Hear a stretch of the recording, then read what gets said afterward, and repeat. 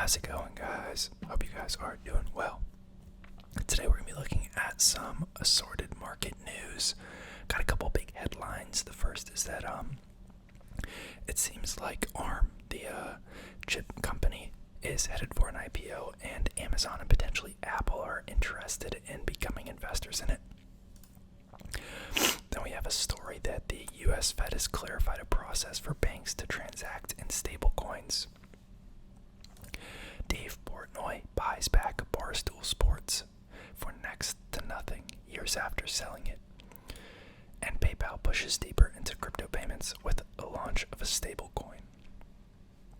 Now, before we get started, traditional disclaimer that none of this is financial, legal, or tax advice. I'm not a registered professional or licensed professional, so take everything I say with a grain of salt. This is just for entertainment. And consult a professional and do your own research before investing. Now, if you guys don't know ARM, it is currently a SoftBank-owned company, very large company, and it is the, design structure. I don't know the right way to phrase it, but it's the form factor of Apple chips that they use for their new iPhones and new Macs and all that. So the M1, M2, all that, those are all ARM chips. And it's basically like I don't know how to describe it. It's a chip structure, and they basically pay a licensing fee to ARM for the ability to use that, and then Apple makes their own design using ARM. It's very technical, but it's powering your iPhone. And SoftBank has been trying to sell them off for a ways back. It was attempted that they were going to sell ARM to NVIDIA, and that deal got blocked. Surprise, surprise. And now I think they're just looking to IPO it. Now, after 2021, the market kind of cratered, which I think is why they kind of backed off and just didn't pursue any sort of sale or IPO or anything, because they wouldn't have gotten a great return. But market has come back a lot with the AI push. Chips are a much bigger thing now. ARM plans to list on the NASDAQ in early September, seeking to raise $8 to $10 billion. I think back when it was talking to NVIDIA, the valuation was north of $20 billion, so that's come down a lot. It says here that ARM has been in talks with a bunch of companies, though. Intel, Apple, and Google all also included. Alphabet and NVIDIA, sorry. These investors would not gain any board seat or control, blah, blah, blah. IPO is expected to be a much-needed boon for SoftBank, which is battling to turn around its massive vision fund. That thing hasn't done too well. They've been targeting a listing for ARM, as I was saying. They attempted to sell to chip designer NVIDIA for $40 billion. No way, $40 billion. That's a massive drawdown. Collapsed last year because of objections from U.S. and European antitrust regulators. Yep, to be expected. It's like big companies can't do anything anymore, but I'll be interested to see if they actually go through with this, and if so, what companies are backing it. It'll be kind of funny if a bunch of companies just have ownership in it. Now, next story is that the US Fed has clarified a process for banks to transact in stablecoins.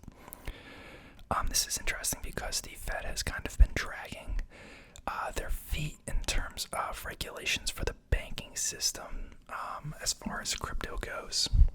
Kind of same deal with the SEC. State banks that are a member of the U.S. Federal Reserve System should obtain blah blah blah from the Fed before issuing, holding, or transacting in dollar tokens. It created a new program to oversee the activities of the banks it supervises related to cryptocurrency.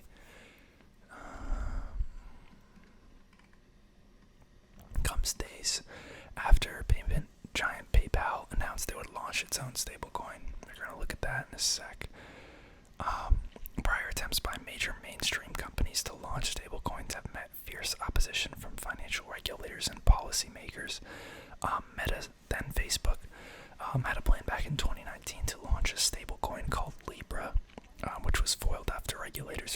fears it could upset global financial stability.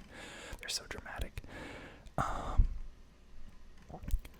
If banks, demonstrate appropriate risk management, including having systems in place to identify and monitor potential risks, cybersecurity, and financial threats, then they can receive a written non-objection, which allows them to engage with StableCoins. Interesting. Okay. I feel like some banks are probably already kind of engaging in it. So I don't know how much of a breakthrough that really is. Then we have a Dave Portnoy story here. Years after selling Barstool, he is now once again the owner. Portnoy bought the company's stock back from Penn Entertainment after a deal initiated in 2020. Penn had finalized its complete acquisition of Barstool this year, and the deal worth $551 million.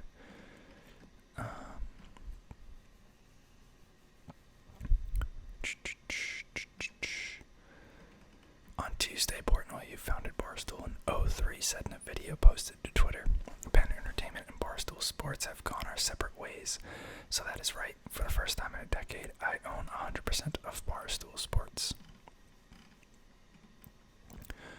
Penn and Barstool agreed to go their separate ways as the gambling operator signed a 10-year deal with Disney's ESPN that will see Penn's existing Barstool Sportsbook rebranded as ESPN Bet this fall. Penn is paying ESPN $1.5 billion over the course of the deal, and $500 million is in warrants tied to media marketing and other services from ESPN. Penn had also drawn tougher scrutiny from some regulators in recent months due to its relationship with Barstool Sports. "Every time we did something, it was one step forward, two steps back," Portnoy said in his video announcement on Tuesday. "We got denied licenses because of me, you name it. So the regulated industry, probably not the best place for Barstool Sports and the type of content we make." According to a press release published Tuesday, Penn sold 100% of the Barstool's common stock back to Portnoy in exchange for certain non-compete and other restrictive covenants. Penn also has the right to receive half of the gross proceeds recognized by Dave Portnoy in any subsequent sale or other monetization event of Barstool, according to the terms of the deal. That's kind of big. Penn's relationship with the Barstool hasn't been entirely smooth sailing. In May, Penn overrode Barstool executives when the company fired Ben Mintz, who said a slur while reading the lyrics to a song aloud on a live stream. It happened during the same week as Penn's first quarter earnings report, in which it missed Wall Street's estimates and the stock fell to its lowest level since May 2020. Penn shares were up 14% in after-hours trading on Tuesday when it announced the new Barstool Sports and ESPN arrangements. That's kind of nuts, but I don't know. I don't see Dave Portnoy and his company really fitting in anywhere. In the corporate world, they kind of need to be able to do their own thing, I feel like. But that is a lot of money. And lastly, here we have PayPal pushing deeper into crypto payments with its stablecoin launch. So they have now launched PayPal USD, a dollar-denominated stablecoin.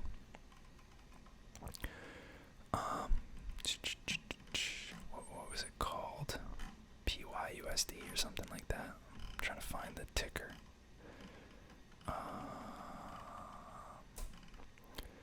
Crazy that they don't say it somewhere. Okay. PayPal has offered trading in Bitcoin and Ether since 2020. Meta dumped its stablecoin project, which included PayPal credit.